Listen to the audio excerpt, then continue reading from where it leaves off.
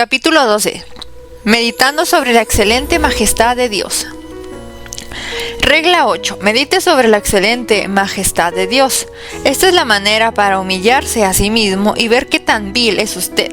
Cuando Job realmente vio la grandeza y la excelencia de Dios, entonces confesó: de oídas te había oído, mas ahora mis ojos te ven. Por tanto, me aborrezco y me arrepiento. En el polvo y en la ceniza. Job 42, 5 al 6. La Escritura nos muestra muchos ejemplos semejantes de hombres piadosos que fueron grandemente humillados y abrumados cuando Dios les reveló algo de su grandeza y de su excelencia. Por ejemplo, Isaías, Pedro y Juan. Si usted toma en serio la forma en que la palabra de Dios compara a los hombres de este mundo con langostas, con menos que nada y como cosa vana, vea Isaías 4 del 12 al 25, entonces esto le ayudará mucho a mantenerse humilde. Un espíritu verdaderamente humillado le ayudará mucho en sus esfuerzos para mortificar el pecado. Entre más que medite sobre la grandeza de Dios, más sentirá la vileza de sus deseos pecaminosos. Una cosa que le ayudará a meditar sobre la grandeza de Dios es sencillamente reconociendo que tampoco sabe usted de Él.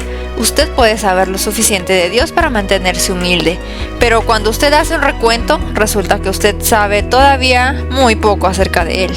Eso es lo que le hizo a Agur, el autor humano de Proverbios 31 a 4. Darse cuenta cuán ignorante era de Dios. Entre más que usted se percate de que tampoco conoce a Dios, más humillado será el orgullo de su corazón. Comience pensando acerca de su ignorancia de Dios, fijándose en cuán ignorantes son aún los hombres más piadosos en su conocimiento de Él. Piense acerca de Moisés, que rogaba a Dios que le mostrara su gloria. Éxodo 33, 18. Dios le mostró algunas de las cosas más gloriosas acerca de sí mismo. Vea Éxodo 34, 5 a 7. Pero estas cosas eran tan solo las espaldas de él, y Dios le dijo: no podrás ver mi rostro, porque no me verá hombre vivirá. Éxodo 33, 20. Algunas personas pudieran pensar que desde que Cristo vino, nuestro conocimiento de Dios ha crecido mucho más que el que tuvo Moisés. Hay algo de verdad en esto, pero es igualmente cierto que a pesar de la revelación de Dios en Cristo Jesús, los creyentes más piadosos solamente ven las espaldas de Dios. El apóstol Pablo, quien probablemente vio la gloria de Dios más claramente que ninguno, vea 2 de Corintios 3:18, solamente pudo ver a través de un espejo. 1 de Corintios 13:12. Pablo compara todo su conocimiento de aquel instante con el tipo de conocimiento que tenía cuando era un niño.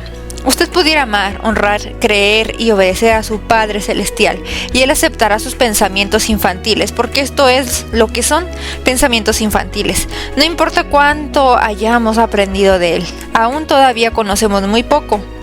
Algún día conoceremos mucho más de lo que podríamos conocer ahora, pero en el presente, aún aquellos que ven más claramente la gloria de Dios, solamente ven en forma borrosa aquella gloria. Cuando la reina de Saba, quien había escuchado mucho acerca de la grandeza del rey Salomón, por fin vio esta grandeza con sus propios ojos y se vio obligada a confesar: ni aún se me dijo la mitad. 1 de Reyes 17. Quizás imaginemos que nuestro conocimiento de Dios es bueno, pero cuando seamos llevados a su presencia, entonces clamaremos: nunca le conocimos tal como es, ni siquiera una milésima parte de su gloria, perfección y bienaventuranza habían entrado en nuestro corazón.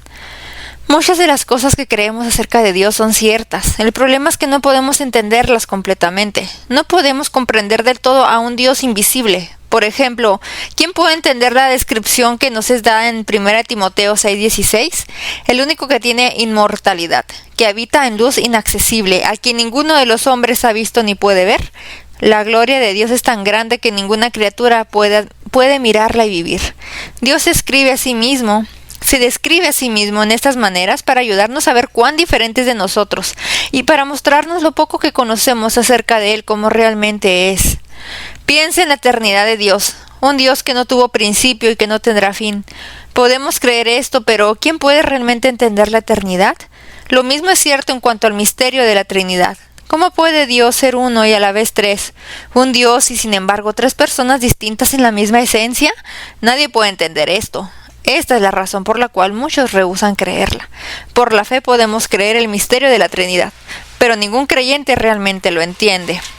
No solamente entendemos muy poco acerca del ser de Dios, sino también entendemos muy poco de sus caminos. Dios dice, porque mis pensamientos no son vuestros pensamientos, ni vuestros caminos mis caminos, dijo Jehová. Como son más altos los cielos que la tierra, así son mis caminos más altos que vuestros caminos, y mis pensamientos más que vuestros pensamientos. Isaías 55 del 8 al 9. El apóstol Pablo escribe algo muy parecido en Romanos. Oh profundidad de las riquezas de la sabiduría y de la ciencia de Dios. Cuán incomprensibles son sus juicios, inescrutables sus caminos. Romanos 11:33.